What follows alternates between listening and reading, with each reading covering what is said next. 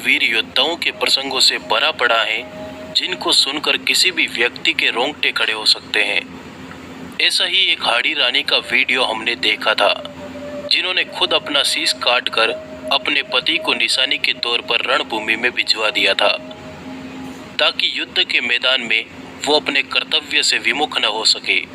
आज हम क्षत्रिय वीरता का एक और किस्सा सुनेंगे, जो कि हाड़ी रानी के किस्से की तरह ही अकल्पनीय है। इस किस्से में मेवाड़ के महाराणा अमर सिंह की सेना के दो राजपूती दस्तों, चुंडावत दस्ता और सक्तावत दस्ता में अपनी श्रेष्ठता साबित करने के लिए एक मुकाबला होता है, जो इतिहास में शेर सुरमाओं की अपनी आन बान और शान के लिए अपने प्राणों तक न्योछावर कर देने वाली किंवदंती का अमिट उदाहरण बन जाता है।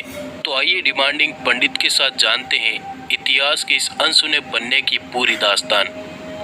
मेवाड़ के महाराणा अमर सिंह की सेना में विशेष पराक्रमी होने के कारण चुंडावत वीरों को ही हमेशा हरावल में रहने का गौरव प्राप्त होता था और वे उसे अपना अधिकार समझते थे। किंतु राणा की सेना का दूसरा हिस्सा सक्तावत खाप के वीर सरदार भी कम पराक्रमी नहीं थे।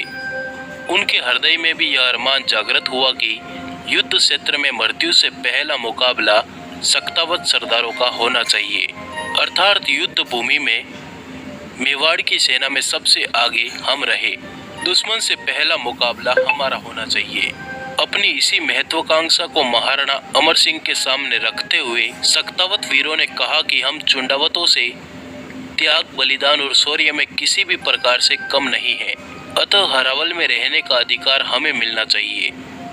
युद्ध में मृत्यु से पहले टकराने वाली इस अद्भुत प्रतिस्पर्धा को देखकर महाराणा धर्म संकट में पड़ गए।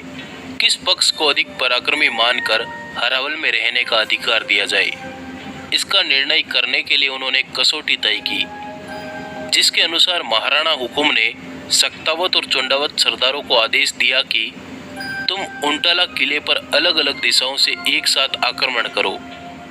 जिस दल का व्यक्ति पहले किले में प्रवेश करेगा उसे ही हरावल में रहने का अधिकार दिया जाएगा।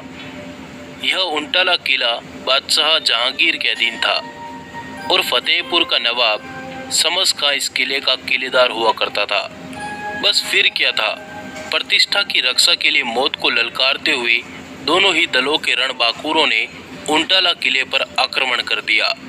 सक्तावत वीर दुर्ग के फाटक के पास पहुंचकर उसे तोड़ने का प्रयास करने लगे, तो चुंडावत वीरों ने दुर्ग की दीवार पर रस्सी डालकर उस पर चढ़ने का प्रयास शुरू किया।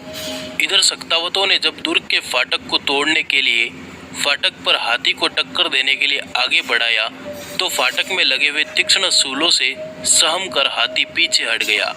यह देख सक्तावतों के सरदार बल्लू सक्तावत अद्भुत बलिदान का उदाहरण प्रस्तुत करते हुए फाटक के सूलों पर सीना तान कर खड़ा हो गया। वह महावत को हाथी से अपने शरीर पर टक्कर दिलाने को कहा, जिससे कि हाथी सूलों के भय से पीछे न हटे। एक बार तो महावत सहम गया, किंतु फिर वीर बल्लू के मृत्यु से भी भयानक क्रोधपूर्ण आदेश की पालना करते हुए उसने हाथी से टक्कर मारी, जिसके परिणाम स्वरूप फाटक में लगे हुए सूल वीर बल्लू सक्तावत के सीने में बिंध गए और वह वीर गति को प्राप्त हो गया। किंतु उसके साथ ही दुर्ग का फाटक भी टूट गया।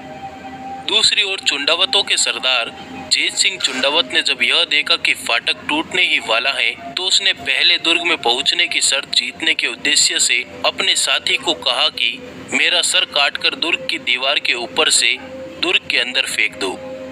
साथी जब ऐसा करने में सहम गया, तो उन्होंने खुद अपना मस्तक काटकर दुर्ग में फेंक दिया।